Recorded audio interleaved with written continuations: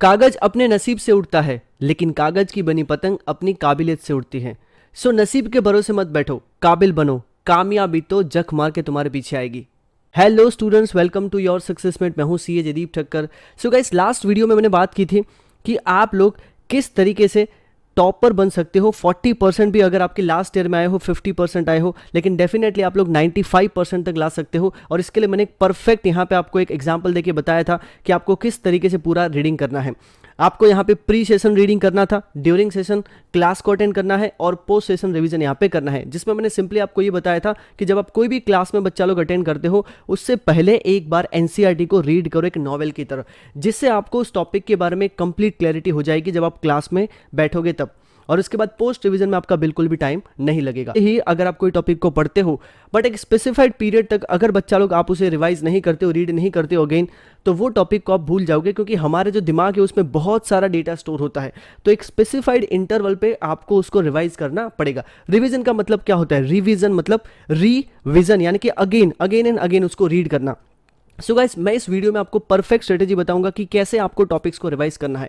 सबसे पहले तो अगर बच्चा लोग आप ये स्ट्रेटेजी को फॉलो करते हो, इसका मैंने कंप्लीट वीडियो भी बनाया था, ये अगर आप स्ट्रेटेजी को फॉलो करते हो तो आपको पोस्ट रिवीजन में ज़्यादा टाइम नहीं लगेगा। यानी कि अगर आप कोई भी टॉपिक बच्चा लोग क्लास में अच्छी तरीके से अटेंड करते हो, उसको सुनते हो, देन आफ्टर बिफोर स्लीप, यानी कि सोने से पहले डेली बेस पे आपको उसको रिवाइज करना है। There are 4 steps: daily revision, weekly revision, 15 days and 30 days.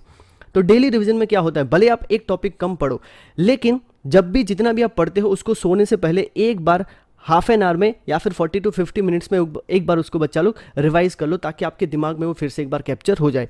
Then after आपका टास्क होता है वीकली बेस पे। अब वीकली बेस पे आपको क्या करना है? देखो, अगर आप लोग डिस्क्रिप्टिव रीडिंग करते हो, मतलब सिर्फ एनसीईआरटी रीड कर लिया, जो भी आपने जहां से भी पढ़ा है वहां पे आप रीड कर लिया, उतना नहीं चलेगा।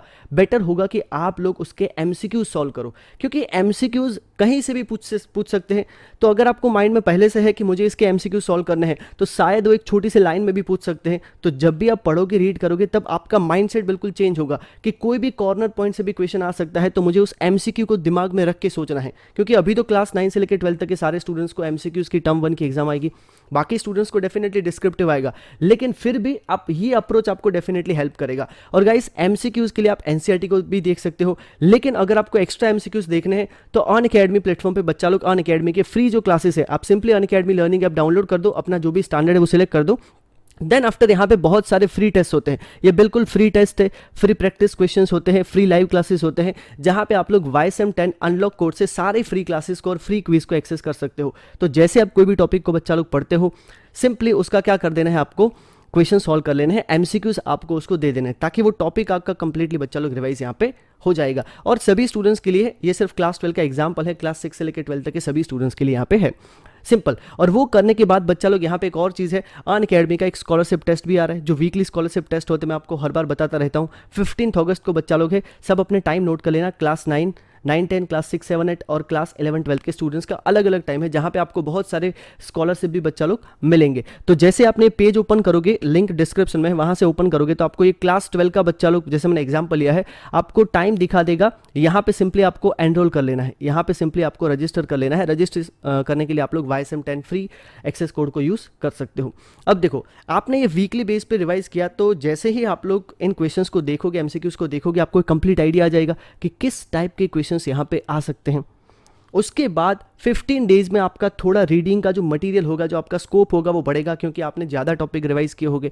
तो साथ ही साथ आपको क्या करना है बच्चा लोग, टॉपिक वाइज या फिर चैप्टर वाइज फिर यहाँ पे आपको रिवाइज करना है। यहाँ पे आप टॉपिक वाइज एमसीक्यूज भी देख पाओगे और आप लोग यहाँ पे चैप्टर वाइज एमसीक्यूज भी देख पाओगे। तो सिंपली आपको वो यहाँ पे रिविजन कर लेना है। अब जिन स्टूडेंट की डिस्क्रिप्टिव मोड में एग्जाम है, उनको आफ्टर 30 डेज बच्चा लोग 2 से 3 क्वेश्चन को लिखने को ट्राई करने का। लिखने का मतलब सिंपल क्या होता है कि आपने एक चैप्टर पढ़ा, तो उसमें से 2 से 3 अच्छे क्वेश्चन यहाँ पे ले लो, जो आपको लगता है कि सारा चैप्टर को भी कवर करता है, और साथ ही साथ कई बार पिछले जो पेपर्स है उसमें भी अपने को देखने को मिलता है। तो डेफिनेटली आप इनको लिखने की भी प्रैक्टिस करो। इससे क्या होगा कि आपको एग्जैक्टली पता चलेगा कि जब एग्जाम हॉल में आपके पास पेन पेपर आता है तो आप कैसे लिख पाते हो कि नहीं, आपके थॉट प्रोसेस क्या बोलते हैं।